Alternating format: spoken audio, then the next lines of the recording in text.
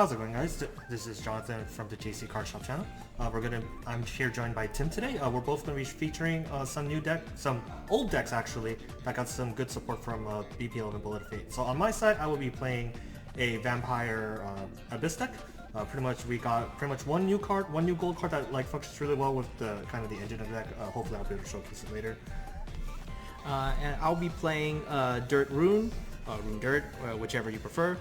We did get 2 new cards for this deck here. We are playing a new follower, and we are playing the new spell. Hope to see if these cards will make an impact on this current deck. It's actually really great. I think it's actually really cool that even we're in set 11 now. We're both playing decks that were very prominent in the set 9 format. Yeah, that's it is pretty neat, isn't it? Especially since a lot of the Dirt is definitely a fan favorite along with Vampy as well. So just having side games just make more support for this game is for these decks at the very least is pretty neat in itself. Yeah, definitely. Yeah. Especially Dirt is a lot stronger right now. Vampire didn't really get anything too relevantly new. It kind of plays the same way as it does before. I know Dirt have some new lines as a result of the 2 new cards you guys got. Oh yeah. So we did get some new cards. If anything, they were probably better picks than... if anything, they kind of just replaced the 2 cards that we already lost from when Dirt got hit. We lost 2 of the 1-cost... the Gingerbread House. Yeah, Gingerbread House that just heals 3. So, but if anything though, I believe these cards are actually better than Gingerbread House at the very least. At least that's what I think. Cool. And I will high roll. High roll's good. High roll to 5. 5. That 1 is a 6 actually. Oh, that's a 6. Whoa, yeah, I see. Tim does get to decide who goes first in this game. I would really like to go second here, but I'm playing against bats, and remembering this format, I have to take first. You're taking first, so you'll be taking these 0 points. All right, and then we'll begin the mulligan process here.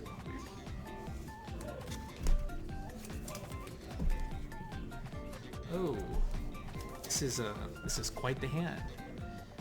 Just for the viewers to take a look at. Yeah, we are getting rid of this hand. Unfortunately, getting rid of this hand. Oh, this hand is kind of keepable because I'm going second. It's so hard. Oh, I really don't want to get rid of these cards. I think I have to. You'll be really surprised at what I got from my first hand. It's quite the hand. I'm choosing to mulligan my hand strictly to... For better or for worse, I need to open a 1-drop. I think Bat's tempo without a 1-drop play, one play point play is really not optimized. Yep. All right. This is a slightly better hand. Yeah, I can accept this hand. All right. And then we will begin. All right. So starting with the first mana play, our only play is to play 1 Gingerbread House. We will heal 3. Well, he's healing. And I will pass turn here. Well, the good thing he opened the Gingerbread House, which means I don't have to deal with the heal 3 later on in the game. Ooh, okay, so I thought my play was going to be pretty obvious, but I guess it's not now. I will spend 1 play point for Summon Bookend. This lets me get a bat onto my field and 1 to my EX area. Alright. I will pass turn like this. Sounds good. Going to the 2 mana play. Draw. Alright, we have some pretty good, we drew into something that actually helps this line of play here. We're going to play Summoning Drills. Where the first effect, we're going to summon the Guard Form Golem. And for the secondary effect, I will discard a card. I'm going to discard Riley. Ooh, that's a good discard. And I will be adding a Strike Form Golem into my EX area. And with that, and since I discard it, I'll also give all my Golems +1 attack. So my Guard Form Gate is now at 3. Strike Form is now at 4. Alright, and with this, you still have 1 bat here.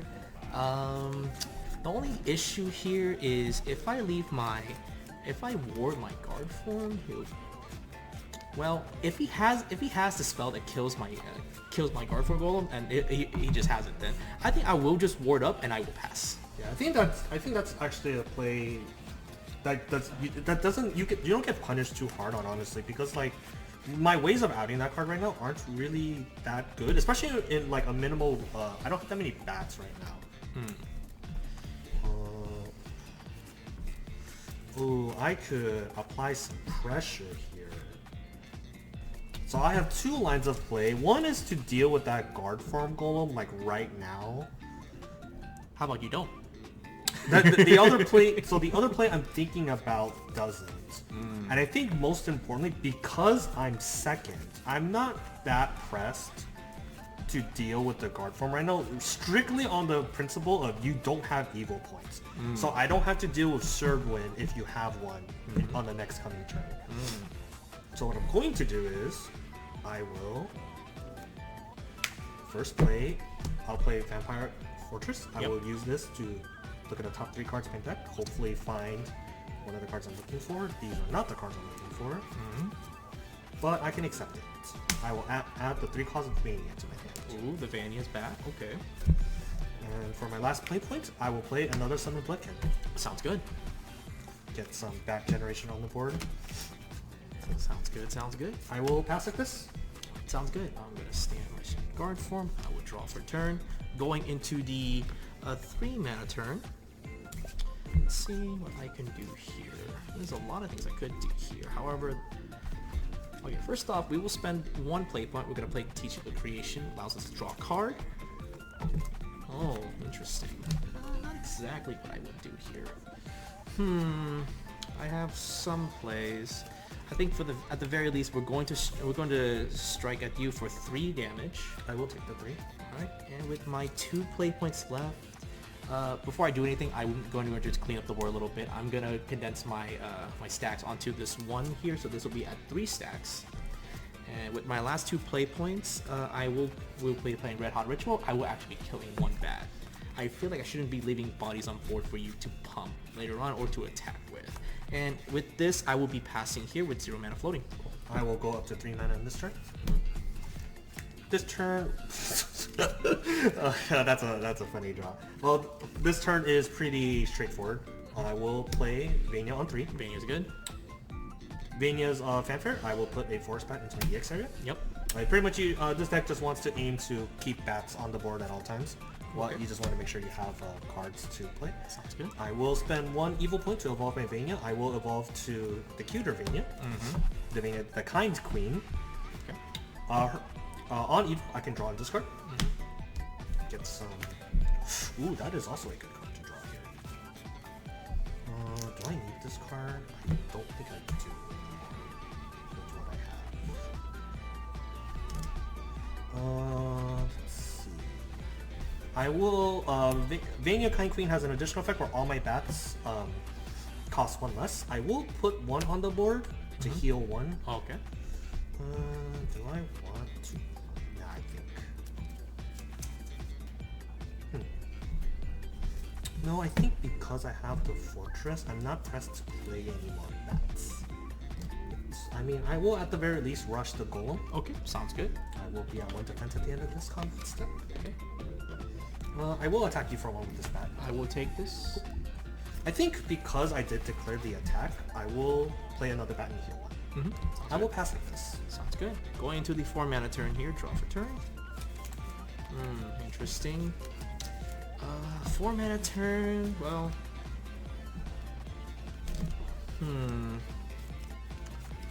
There are some plays we could do here. However, these plays are not that desirable at the very least.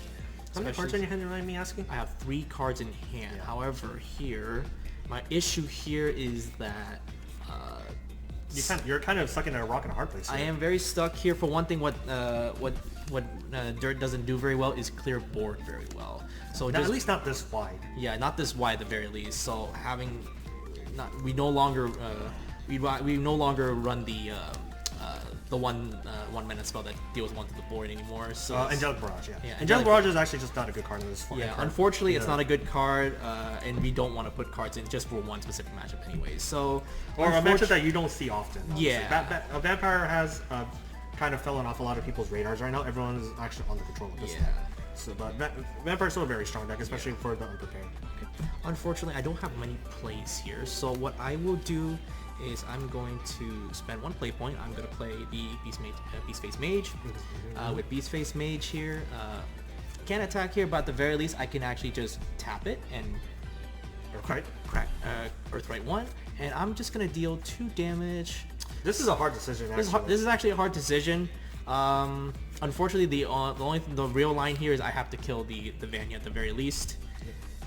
And then from here, I really don't want to, but I'm not given much of a choice here. But I will actually be promoting my strike form to the board now. Not exactly the play I would like to do, but unfortunately in this situation, I need to have something to threaten on the board at the very least. I will be passing with 1 mana floating. 1 mana floating. Yeah. Chose not to attack. I think it'll be fine. I'm hoping you don't have that specific spell that kills my guy. I'm just holding on the fact you don't have it. And you probably don't have it. You are right in that I don't have it. Oh? But How about the strike next turn with the strike form goal? I do have... I mean, you can get your strike form gold. I will throw 2 bats into your Beast Face Mage. Or, actually, you have 1 play point. I should do this correctly. I'll go one attack here. 1 attack here. 1 is good. Second attack. I will take my Face Mage dies. Last words for Beast Face Mage. I do bring out a Magic Sediment here. I think we can apply some pressure here. I will make you be very afraid here. Now I gotta answer more bats? What the... Unleash Nightmare. It normally costs 4 play points, but as long as I have a vampire card on my board, it costs 1 less, so it'll cost 3. It summons 3 forest bats, and I'll draw 2. Yep. Just gotta love the draw power Bats has. Those are some good cards. Yeah. I will spend my last play point to kill... Vampire Fortress has another effect, where I can pay 1 play point, rest this, send this to the cemetery, and get another bat. Sounds good. These 3 bats were newly played. This is the 4th bat that was played. This is the old bat. So I will attack you for 1. I will take the 1. I'll pass with a board full of bats. Alright. This is a really spooky board for you. It is quite spooky. Going to the 5 mana turn, I'm gonna draw. Ooh, that is unfortunate. That is unfortunate indeed. Now I'm in an awkward spot, but I think this is really bad. I'm actually in an awkward spot, and I actually do not like this. This position is pretty bad. This position is pretty bad. He is board locked though, at the very least, so I can probably use that to my advantage in this case. The only thing I gotta worry about is that 1 specific spell that he has. But I play 2. I play 2 different spells. I know there are 2 different spells that I can actually just lose the game on the spot. I don't think you could afford to ignore that. I actually don't think I cannot ignore that, but if my memory is correct, I think I can leave this board as is, since he is board locked and he is forced to crash his bats in order to make space. So I will just gonna swing face for 4. I'll take 4. And with that, I will actually just condense my board a little bit. This is now at 4 stacks. I will pass turn over to 5 floating. You are passing 5 floating. Interesting.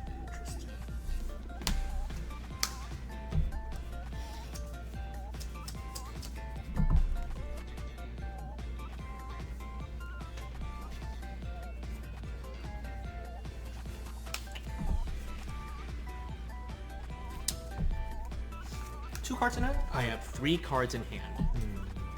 I did not play a card at all last turn. I'll have 1 bat go in. 1 bat goes in. He's at 1. I'm okay being mana inefficient this turn. I'll pay 2 play points for the BP2 Vania. Sounds good. This Vania's a fanfare. I get plus X. X is the number of bats on my board. Yep. So this Vania is now a 6/6. It's pretty huge. I will attack you with all 4 of my bats. I will take the 4. I'm at 17. Hey, I should go 1 response. You're good. 1 response. You're good. 1 response. You're good. 1 response. You're good. I forgot. I have to remember. My opponent does have response timings when they have play points. I do have response time, but at this point in time, I will take that 4. Yeah, you took that 4. I took the 4. I was at 21 earlier, and I'm at 17. I will use this Vania's other effect. Yep. I will pay 1. Yep. Kill a bat. Yep. I will burn that for 3 and you for 1. Yep. I'll take the 1. I think I'll take this opportunity to play Raven. Yep. Raven's fanfare. Yep. I will put a bat into my EX area. Sounds good. I will pass Exile with the 2 with 1 play point. Sounds good. Going to the 6 mana turn. Draw. Okay. We are at 6 mana. Unfortunately, our mana lines are a little awkward here. I think at this point in time, we actually need better hand quality. We were actually going to pay 6. Yep. And we will call Riley out from Cemetery. Yep, I'm going to Earthright 1. And since Riley was called from the Cemetery, I get all 3 of her effects. I can draw 2, which I will do right now. Oh, draw 2. Deal 5 somewhere on the board. Unfortunately, this... I made Vanya a 6. That's what I made Vanya a 6/6 specifically for this match. Yeah, unfortunately, I cannot do much against that Vanya. But however, I will weaken it to 1 health at the very least. I did draw my 2. And and also Riley gets, let's see here, gets +3 attack. And it does have Storm. In which, so you're a 6 attack. Oh, sorry about that, yeah. Yeah, unfortunately, we will be taking a lot of damage here, unfortunately. At this point, 6, 7, 8, 9, 10, 11. I'm taking 11. I just gotta hope he does, well, he probably does actually get there. Yeah, unfortunately with my hand quality right now, it's not that great. Maybe there would have been another play probably. Yeah, I think we are actually forced to, I guess it doesn't matter. Yeah, we're just gonna go face into you for 6 here. I'll take the 6. And we will pass here with 0 floating. Going into my 6 mana turn? Or 6 play points.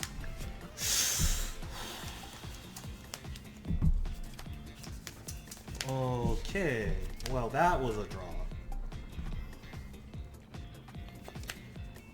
That was definitely a draw. That's a draw of all time.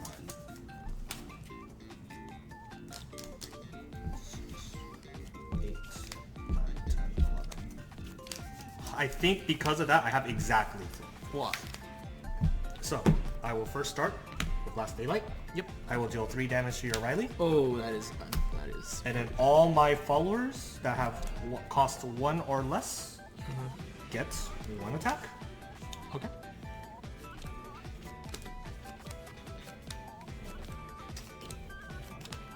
So we will start with Vania going 6 in. I'll take the 6. I'm at 10. This Raven will do 3. Take 3. Bat will do 2. I'll do 2.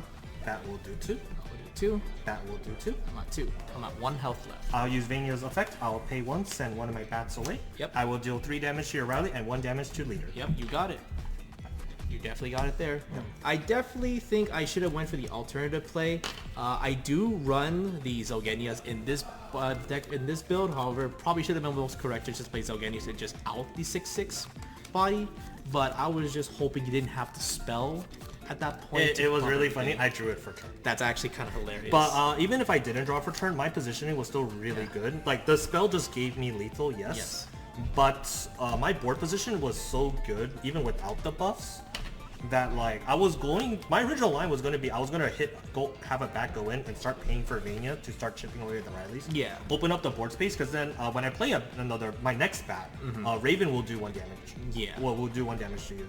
And then I can also with that, right? Yeah. If I don't even have to play the bat, actually. I can just board Vania and go into the Storm Mania instead. Yeah. Because I have more than 5 vampires in my discard. Yeah. Unfortunately here, my hand wasn't that great. I did not see Faust turn 5. I did not see Servant turn 3, or turn 4 in this case. There's a reason why I didn't see Servant turn 3 though. Let me just show you what I opened here. Ooh. Yeah. The viewers saw it earlier, but this was my first hand going into the game, and I was like, damn, I'm never gonna see these Saruans ever again. I only hope at this point that I just drew into a false. It's actually really ironic, right? You bottom decked all your servants, I found all of my Vanias. Wow. That's so crazy. I found all 3 You of found my your turn 3 play? I had to throw away my turn 4 play. Yeah, I found all 3 of my Vanias. So the 2 cards I bottom decked away with Castle were 2 copies of the Green Raven, which was relevant. This was my starting hand. And again, like I mentioned at the very beginning, this hand is a decent enough hand. There are 2 problems with this hand. The first problem was I don't have a 1 drop.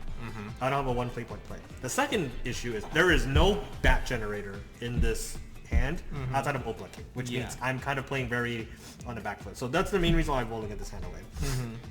and I drew into pretty much like the remaining pieces. Yeah, I was actually afraid of Old Blood King there for that one turn. Let's say if I try to kill one of your bats. Because that just frees up space for Old Blood King. You pump everything out and just be eating more damage than I usually should. I think the misplay you made that turn, I feel, when I had the 5 bats, you shouldn't have just left your golem standing. That's probably true. I think by attack, like you did want that 4 damage, but by doing that, because I mean, I often wasn't ideal, right? Because again, you do know I play Precious Blood Fangs. Yes. I play Daylight. Like I assume that's what that's at least like what most people, at least most people in our group actually plays. So I was actually kind of worried about those being a thing, which is why I was just banking on the fact you didn't have them. Yeah. I think if you were banking on it, I didn't have them. You should have left the golem standing. Yeah, in hindsight, I probably should have been standing. Yeah, because by doing that, you open the line for me to play the 2-dropping. Yeah, and also another thing is that maybe on turn 5, or at least when you made your Vanya to 6/6, I should have just killed it off with the Zolkinia. At the very least, I would have just avoided 6 damage entirely there. Yes. And also get a draw off it too, which is also nice. Yeah. Unfortunately, we didn't get to showcase any of the cards we wanted to showcase, so we could just go over them real quick. So on my side, it's very short and simple. In set 11, Abyss got a new gold. It's called Grey Pig Corpse. I don't like this version. Let's throw the good version. So this is a gold that is that you pull in Bullet of Fate, set 11. He has 2 effects. He's a 3 mana 3/3. The first, his fanfare effect is when he fanfare, bury another card on my board. It could even be the castle the vampire castle that I didn't convert to a bat. It could be any card. When I do so, deal 4 damage to an enemy follower, which is really good, especially for a 3 mana with no evil one commitment. The second effect is really what synergizes really well the vampire deck. Whenever a 1-cost token card I control leaves my board, I can summon a copy of the same name. So a lot of lines that I could do is if I have like say a bat on my board, I can attack with the bat first, go for 1 damage, assuming there's no word. Play Corpse, I will bury the bat to deal 4 damage to a follower, and then because a 1-cost token left the board, the bat will resurrect. So pretty much, it's just a free 4 damage, just for like no committable cost. The unfortunate part is it is not a vampire card. That's like the only reason why we're only playing 2 copies in this version. But I think this is like a really good addition, especially on on boards where you have a lot of bats, but they can't really do anything productive. This converts all your bat, per copy of Corpse, converts your bat into like a 4 damage bullet to an enemy follower. Yeah. Really strong. Other than that, the bat deck more or less remains unchanged, but this is, I think, a really good addition to the vampire strategy. For the Dirt Rune deck, we did get 2 new cards. Well, technically 3 new cards if you count the Evolve follower here. Terra Nova is actually one of the the newest spell for this deck particularly. However, it doesn't do quite a lot. If anything, it just refills your stacks or your Earthrights on your board, which can come up sometimes, which is why we only play 1 in our current build. We did have it in our hand in the game we played against Jonathan here. However, it never really came up. I already had Earthrights on the board. I just needed stuff to use those Earthrights. This card is more like this lets you be a lot more aggressive with your stacks, because you just have a 2 mana just immediately refill your exactly. Unfortunately though, I did not have much to use those with, so there was no point playing it at any point. Which is why you're at 1 copy, right? I only have 1 copy. Like it's a good card on paper, but other times it is like for better for it, it is a brick. Like you would have liked this card in your hand to be like another one of your Earthright. Any other Earthright, I'll even take a rabbit at this point, just to look for another Earthright follower in this case here. But I think the star of the new cards that came out is for sure. Artistic Arcanus is definitely one of the better dirt cards we get for this particular deck. So what it does is it gets Rush, Bane, and Drain. Yes, you heard that right. It gets all 3 of those on 1 body. You can also spend an Earthright to select another follower on your field, and you can give it Rush, Bane, and Drain as well. So this means that whatever, in the case if your opponent just has a bunch of engaged followers here, and you just need to find ways to just clear their board somehow and heal off that damage you take, or you heal off the damage that you're dealing out here, you can actually do that very well with Sharou in here. You can do that with Falls. It says any follower, even the Zolganea in here is also a target as well, which is kind of funny. Yeah, so like a board state like this where like I didn't solve your serve in the previous round, you can play this. we had a if we had a If we had a Dirt, right? yeah, you'll just give Servant. You could like very confidently trade your Servant into like my main. Right? Yeah. And then like not only do you take the kill, but you also heal. I'm guaranteed the kill here. It's very important that we guarantee the kill, which means that stat lines don't matter at that point. Or at the very least, stat lines don't matter when we're trying to clear the board at the very least. Also, we did lose 2 copies of Gingerbread House. However, this you can get some pretty crazy lines with this card where you can actually just heal off more than Gingerbread House can anyways. Plus, it's on a follower as well, so it's also a body for you to put on board that you can spend your Earth Rights with. I think what I like about this is you can convert anything to like a bullet, to a really strong bullet. Like one of the, like for example, like if you push up like a strike, the buffs, the enhanced strike form golem, right? If you, that's for 2 play points on 3, and then if you had it right, you'll play.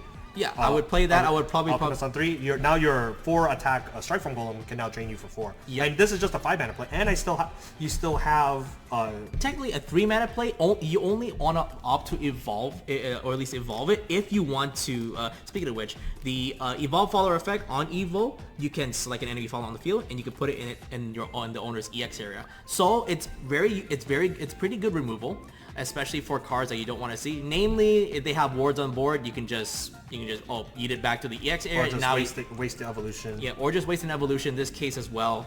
It's pretty good in that regard. It just helps you clear board even further on top of what it already does.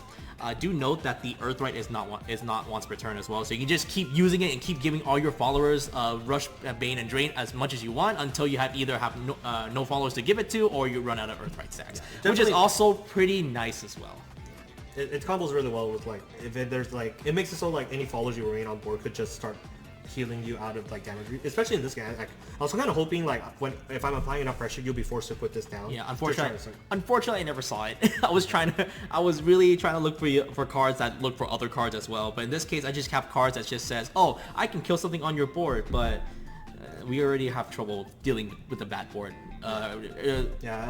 We naturally already have trouble with bats. Yeah, unfortunately, this was the game where we just could. I mean, the new cards we both Bats and Dirt Rune obtained in this set is a very small package actually. Like again, in the Vampire build, in the Bat build I'm playing, I'm actually only playing 2 copies of Corpse, strictly because it is a brick in the deck. It's a card I don't want to see often, but I do want to at least see one just to get the game plan going, especially like in a game plan where like I have some bats that are like I have attacked with some bats. My opponent, even in this board state, my opponent does have to kind of choose the order in which they destroy my followers, because Corpse isn't once per turn during my turn; it's once per turn, period. So on the crackback, if Tim decides to just attack attack Servant into a bat, he effectively did nothing because I did lose a token. The token will come back. Yeah. So he does have to go in order of he has to kill the corpse before touching any of the bats, which I think is a very good way to protect your bats anyways, especially for like again the typical combo lines with Daylight and Piercing both things. Yeah. We tried. I tried at the very least, but unfortunately I just did not see the cards. Even if I did saw one new card, unfortunately it did not help us at all in this situation. We were really itching for a Faust or a Servant, but we knew we were never going to see a Servant after that.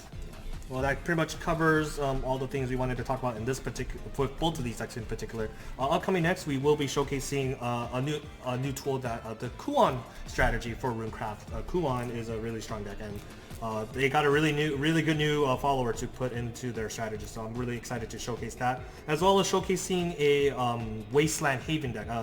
Wasteland Haven is a deck that some people are exploring right now, but it's still pretty new and developing. I think is a really strong and competitive strategy as well. So we'll look forward to that in the next video.